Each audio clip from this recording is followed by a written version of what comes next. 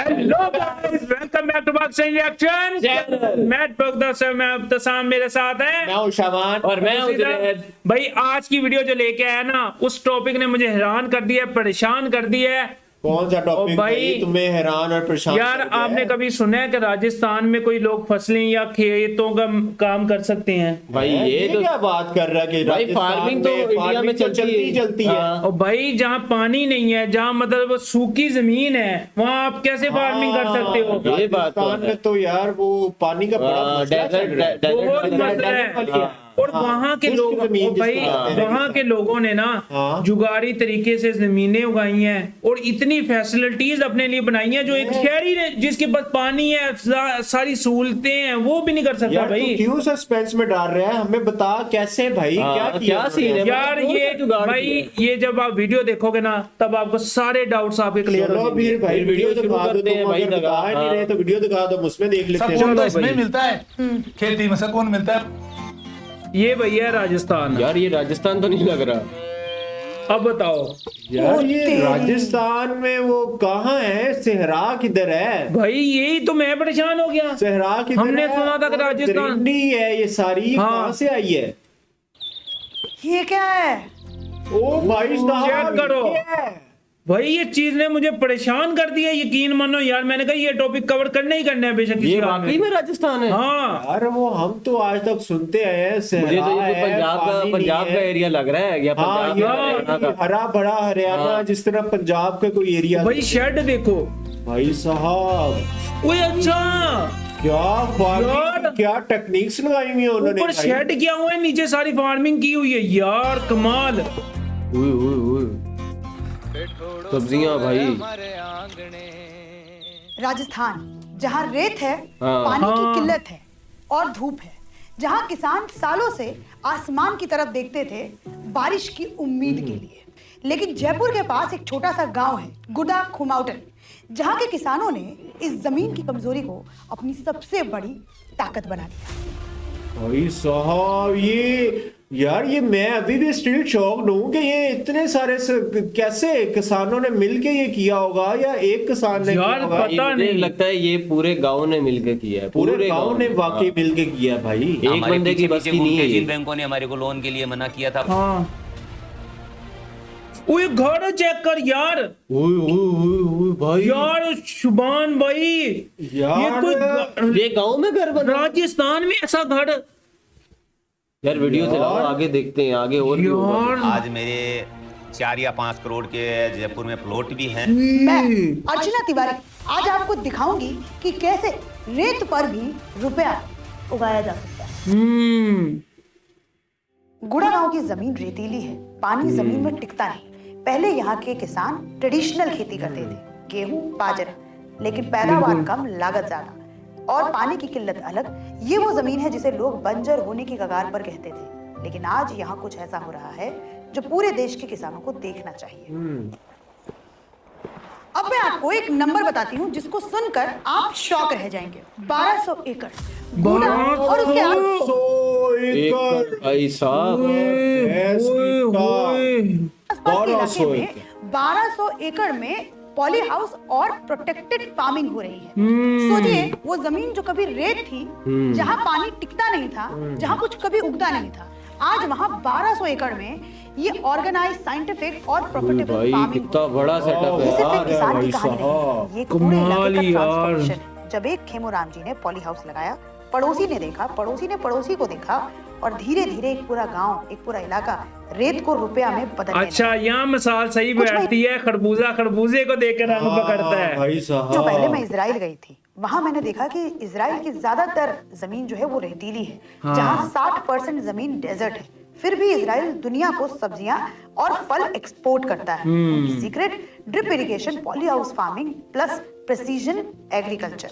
Israel ने साबित किया जमीन की क्वालिटी मैटर नहीं करती, टेक्नोलॉजी और विलिंगनेस मैटर करती है।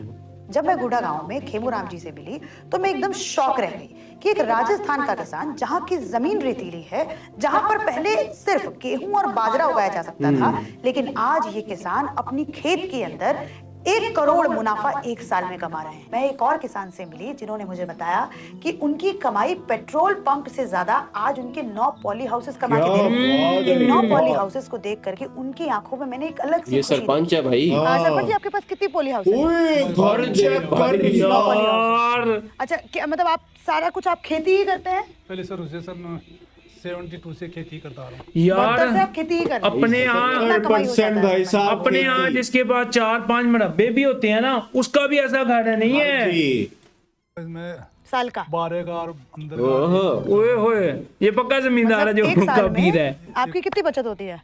हमारे बचत हो जाती है कम से कम 40 लाख 35 लाख की। भाई क्या क्या 35 यार, फिर तो वो झूठ नहीं, झूठ है। फिर जो कहते हैं कि जमींदार पैसा नहीं कमाता, ये तो जो सरासर झूठ है यार। मैं तो भाई उसका सेटअप देख के हैरान हूँ। क्या बोलते हैं, पॉलीग्राम फार्मिंग क्या बोलते हैं? और ये सारा कुछ जो मैं देख रही हूँ, इतना सुंदर सा फार्म हाउस आपने बना रखा है। यार बैठ के भी आपने इतनी खूबसूरत यार यही तो है ना। ऐसे घर मलेशिया में वो सी बीच साइड पे, और क्या नाम है, हमने वो गोवा वगैरह देखा था, वो बीच में भाई साहब चौधरी, ये कैसा गांव है यार। फुल हट टाइप का घर बनाया हुआ है यार, फुल बना वीआईपी। रखी है। फिर आपका मैं देख रही हूँ, बिल्कुल बहुत खूबसूरत है आप। जमीन के पैसा हो तो ऐसा हो। हाँ। जमींदार हो के जमीन के अंदर ही साइडों में जमीन और दरमियान में उसने कितनी प्यारी कोठी बनाई है। और ये भाई ये ड्रीम होता है किसी भी फार्मर का, ये ड्रीम होता है जो इन्होंने पूरा अपना किया है। पीछे पूल भी लग रहा है। पूल टाइप लग रहा है मुझे भी ना। का ये फार्म हाउस, ये सब आपने खेती के पैसे से बनाया है? खेती के पैसे से। वो भी है हमारे घर पे, इससे बड़ा मकान और है वहाँ पर। अच्छा कितने साल पहले कुछ भी नहीं, बनाया? अब ये उससे बड़ा भी। 2000 के अंदर वो बना है। और ये कब बनाया आपको? व्हाइट हाउस यार भाई कमाल। साहब, रेगिस्तान में बीचों बीच राजस्थान की जमीन पे ऐसे हाँ। यार।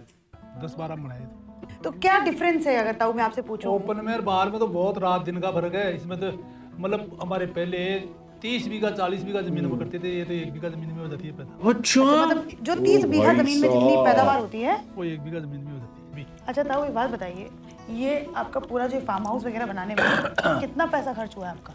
इसमें तो कितना एक लागत सवा पूरा? 1.25 करोड़। 1.25 करोड़ इंडियन। हाँ जी भाई एक महीने में 1.5 साहब, लाख। लेकिन अगर तुम अगर इसको अब 3x मल्टीप्लाई करो ना, तो फिर भी तुम इतने पैसों में पाकिस्तान में इतना फार्म हाउस बिल्कुल नहीं ऐसे बना ही है। सकते। यार पाकिस्तान में फार्म हाउस के लिए कम से कम 25 से 30 करोड़ कम से बिल्कुल। कम। ये मिनिमम आपको बता और रहा हूं, ऐसा 25 से बनाने 30 के लिए, करोड़। ऐसा बनाने के लिए इससे ज्यादा डबल ही है। होगा, हाँ 25 से 30 करोड़ से ज्यादा ही होगा भाई। इसमें आप साल में 40-45 लाख रुपए कमा ले रहे हो। इसमें तो आनंद है। तो आनंद है। भाई साहब इसका उन्होंने भी इसमें कैसी टेक्निक लड़ाई हुई है यार। सुंदर भी लग रहा है इस पानी देखने में में। फ्लोराइड नहीं। भाई इनके अब एक चीज सोचने वाली बात ये है कि ये वाली चीजें तो वो बंदा करता है जिसके पास प्रॉपर नॉलेज हो, जिसके पास प्रॉपर टेक्नोलॉजी हो। सिर्फ पैसा ही काम नहीं देता, प्रॉपर टेक्नोलॉजीज वगैरह, कोई पढ़ाई लिखाई, कोई इसमें भावना हो, कोई बिल्कुल। तो ये किसान हो कि कैसे यार मुझे यार समझ नहीं लेकिन पाया मेरे यार। हिसाब से इनके ना दादा परदादा जो शुरू से जमींदारी करते हैं ना, शायद। इनसे उनसे ये इन्होंने सीखा हो होगा। सकता है भाई। फ्लोराइड नहीं रहता है, कुएं के पानी में फ्लोराइड रहता है। ये जो आपको मेरे पीछे पॉन्ड दिख रहा है, इसी पॉन्ड के अंदर पूरा का पूरा रेन वाटर इकट्ठा किया जाता है। अच्छा। मतलब ये पॉली हाउस आपको दिख रहा है, इसके 7 आउटलेट हैं। इन 7 से जो पानी इकट्ठा होता है बारिश का, वो आकर सीधा इस पॉन्ड के अंदर, इस तालाब के अंदर इकट्ठा होता है। सही। इसी खेत के अंदर किसान ने 2 तालाब बना रखे हैं, 2 पॉन्ड बना रखे हैं। ये ओके। दूसरा पॉन्ड है। इसके अंदर जो ये पॉली हाउस है, इसका पानी इकट्ठा हो रहा है ठीक वैसे ही जैसे उस वाले पॉन्ड के अंदर उस पॉली हाउस का पानी इकट्ठा हो रहा था। फिर इस पानी को जो किसान है क्या वो अपनी technology फसलों में है पानी ये। देने में इस्तेमाल करता है, ड्रिप इरिगेशन के जरिए। ये पूरा ड्रिप इरिगेशन का सिस्टम है।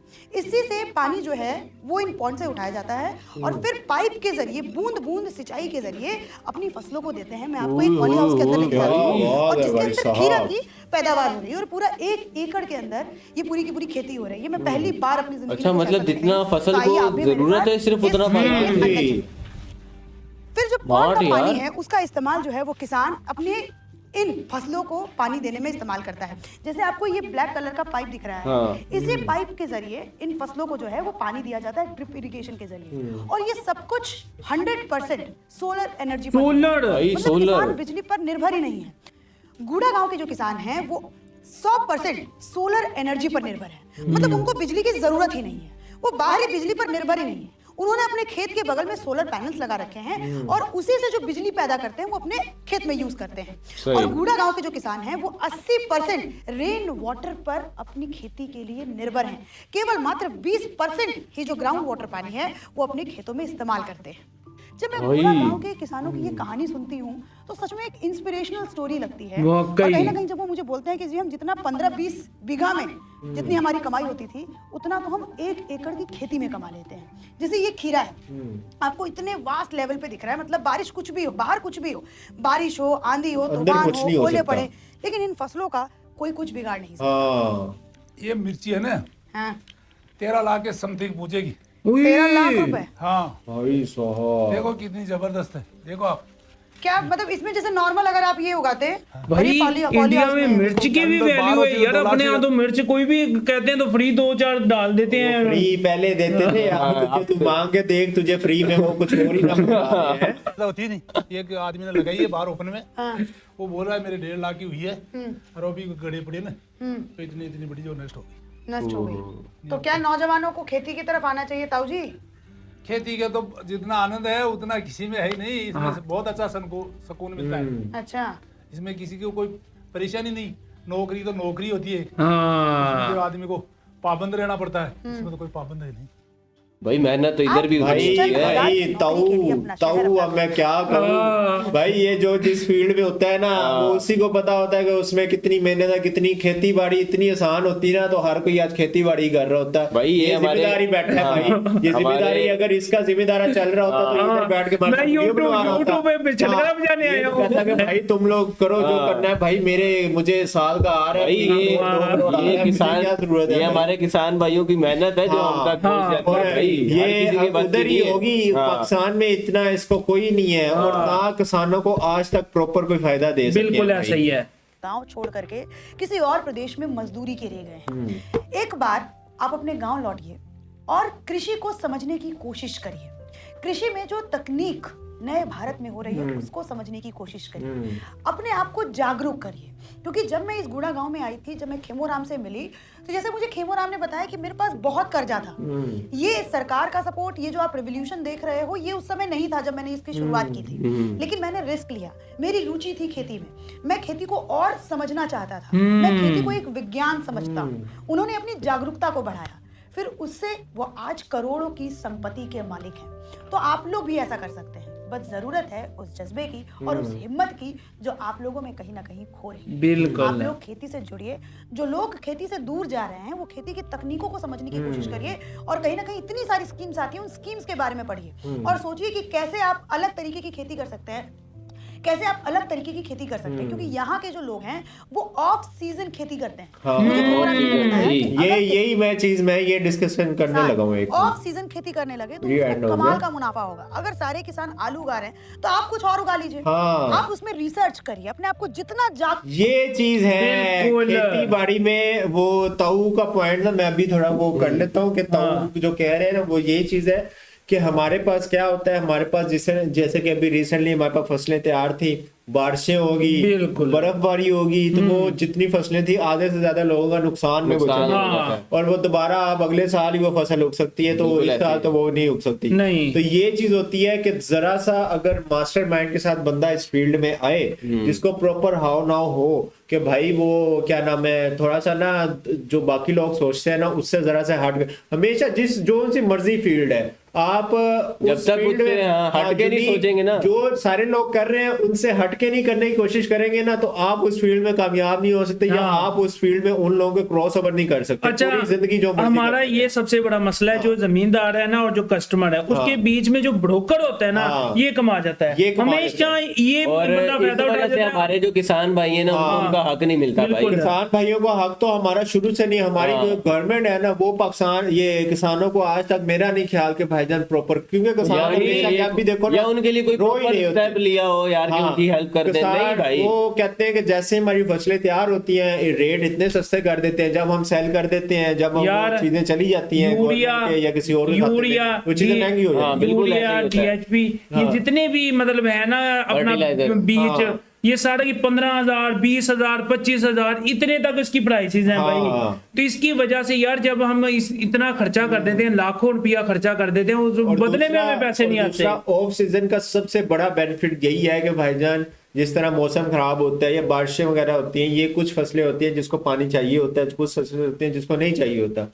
तो बारिशें हो, मिट्टी हो, जो मर्जी हो, जब वो है ही कवर और आप उनको खुद से, यानी कि अगर जमीन में पानी नहीं है तो आपने पानी का वो टेक्निक लगाई है, उनको पानी फ्राहम कर रहे हैं और वो अंदर के अंदर ही वो ग्रो कर रहे हैं, यार, वो 6 महीने साल। लेकिन यार इनकी जो टेक्निक थी ना राजस्थान लेकिन वालों ये की, तो एंड लेकिन भाई ये सारों का इनका एक चीज है बहुत कि smart इन्होंने खेला है एकता भाई, बहुत होके, smart खेला है। एकता होके, ये इन्होंने सबसे बड़ा चीज ये था। सिंगल होके नहीं खेला, उन्होंने ये मिलके काम किया। यार, मतलब ये उनकी जितना भी technology- डैम इन्होंने बनाया है, हाँ। ये एक बंदे का तो नहीं होगा, ऐसे ये ही है। ज्यादा इन लोगों का सारे ये लोगों ने मिलकर भाई ये काम और किया दूसरा भाई। ये ना इन्होंने बिजली का कोई टेंशन, सोलर से यूज कर रहे हैं और पानी के भी वो कह रहे थे कि 80% रेन वाटर यूज कर रहे हैं। भाई साहब इनकी तो भाई ये क्या हालांकि सोच है यार। लोग जो है 80% दूसरा, यानी कि वो हाँ। बारिश वगैरह होगी, ये होगी, उस वो पे बारिश पे वो हाँ, देते ही depend नहीं ना। करते हैं। लेकिन यार ये भाई वीडियोस समझ से बाहर है। अगर हमारे किसान देख लें, उनमें भी इस चीज की मोटिवेशन हो, ये चीजें Inspiration अच्छी लगे, मिले तो इंस्पिरेशन भाई। है, तो शायद हम भी आगे हमें तरक्की भी करते हैं मौका भाई। मिले।